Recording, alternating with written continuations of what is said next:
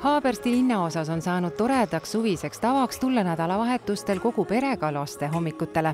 Linnaosa pakub juuni 4. laupäeval Haabersti eri paigus lastele vahvaid tegevusi. Laste hommikutel ootavad lapsi lõbusad mängujuhid ja toredad mängud. Me ootame ka vanemaid ja emad, isad, vanaemad, vanaisad, et kõik üritused toimuvad värskes õhus ja on loomulikult tasuta. Kas sina oled seal laste hommikutel käinud? Jaa. Mis sa seal teinud oled? Pannkooke söönud. Kas midagi vaatasid, mingit etendust ka või? Jaa. Mina nägin, et seal oli üks väga suur batoot ja mulle meeldis seal hüpata. Ma käisin terve perega ja vendadega ka. Mis sa seal teinud oled? Olen seal pannkooke söönud. Seal oli veel suur selline valik, et selline hästi palju värvilisi selliseid mänguasju. Tõepoolest on laste hommikud Haabersti laste seas väga populaarsed olnud.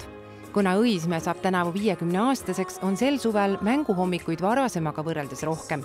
Ürituste seeria saab hoo sisse lastekaitsepäeval. Juba avame hooaja 1. juunil, kus on lastekaitsepäev ja siinsamas amfiteatris toimub etendus Pööjal Liisi ja tantsuteater Polli.